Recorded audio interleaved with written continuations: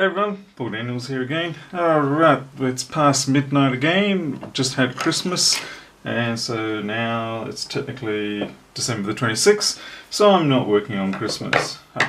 That gets me out of any trouble. Alright, so the other night we had the Dell machine which kept rebooting. Sorry, wouldn't come up at all, that's right, wouldn't come up at all. And we fixed the regulator problem on it with the 1.8 volt line, and we found that even after that, unfortunately, it would reboot after 5 or 10 minutes, which we finally determined was actually the power supply. Funnily enough, which is one of the first things we suspected, but for the wrong reasons. So what I'm going to do, I've had this apart before and I've checked it. There's no obvious bad caps in this, but there are quite a few in there on the main voltage lines that are used for decoupling that probably couldn't hurt to be replaced. More than likely, there's a good chance it could be one of those.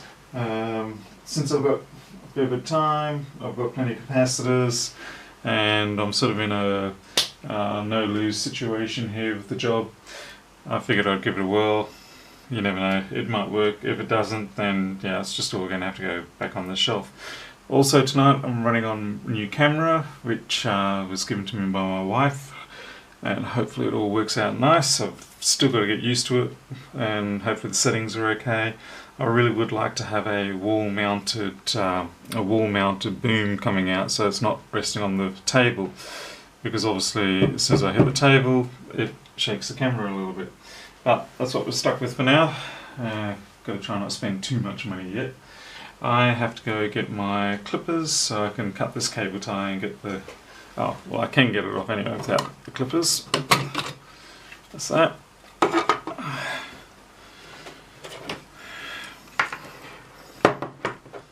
Alright.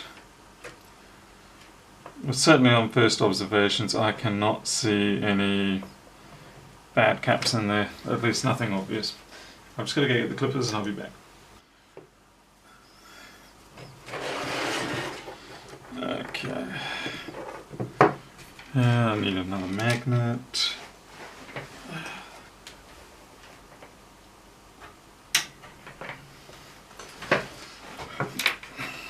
I bought myself 100 of these round ones, 10mm round.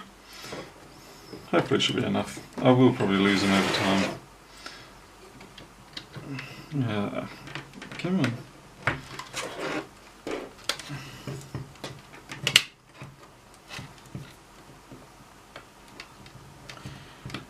And if you've noticed that the video is quieter, it's not because of better filtering or anything. It's because I turned the air conditioner off.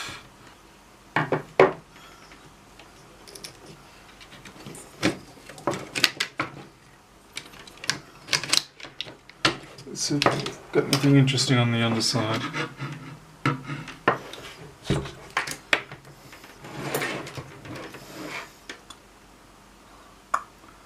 Wouldn't surprise me if there was something interesting, given the amount of bug trash that we found on the motherboard. But on first glances, it's very clean. I can't see anything on the bottom really. I can, however, see some bug crap marks on the top side. Let me just get my plastic spudger. You can see them here. Just there. It's classic cockroach crap. Lovely. And guess who's not wearing gloves? Yay. Oh yay.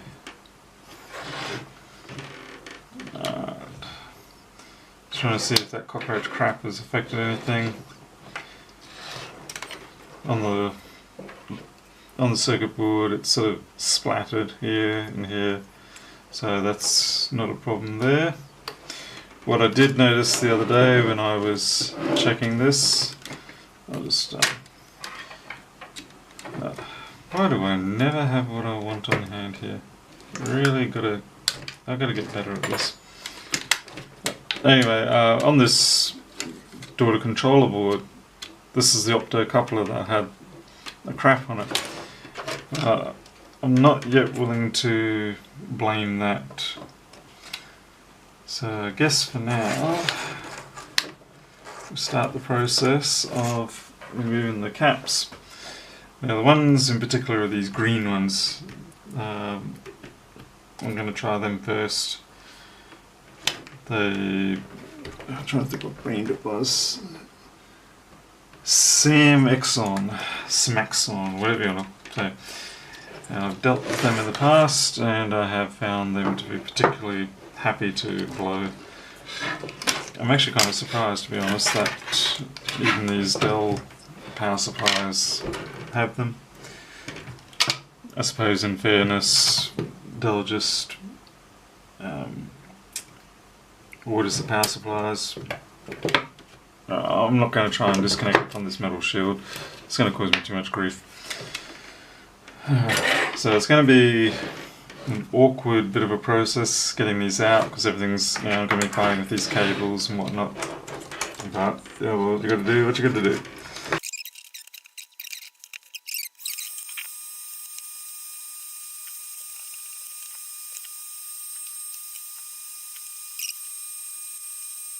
Really interesting to notice the size differences. Now these are all low ESR capacitors that I buy, they're Panasonic brand usually. And this here is a 2200 16 volt low ESR, and this is one I've just pulled out. Now they're about the same height, but the diameters are dramatically different. And funnily enough, if I look at these ones, these are 2200, but they're 10 volt, and they're the same size. So, and of course they're low ESR too, these ones. So it seems that, well, I really don't know how these capacitors are actually having this sort of, this stated specs, because I trust in these Panasonic low ESR ones quite a lot. So if these are substantially bigger for that sort of rating, then I can only assume that this is probably very far from being a low ESR capacitor, very, very generic one. So yeah, it leads to its own set of issues. Now I've got to decide whether I try and cram that in, or yeah, I have to decide. I could put a lower capacitance there, but I'm not really keen on that. Alright, let's try to get the next one out. Looks like the same thing.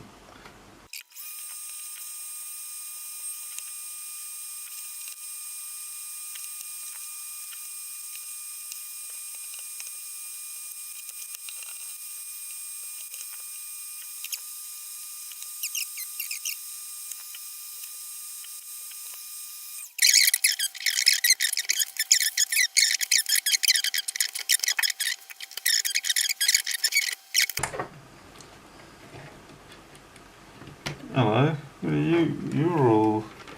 Okay, there's something really interesting I've just discovered. It may actually...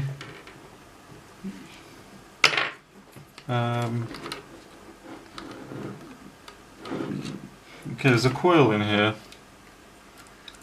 It's just an open air wound one. And it's actually snapped clean off its base.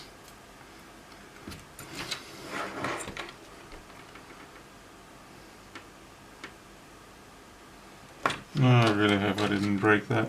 I probably did.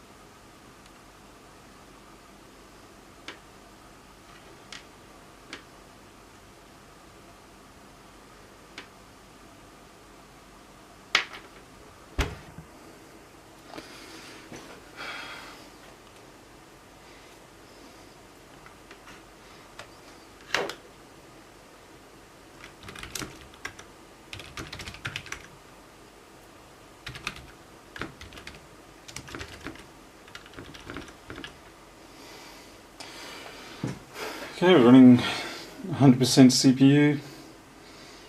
I'll bring the temperature down here. You can watch it. See how that goes.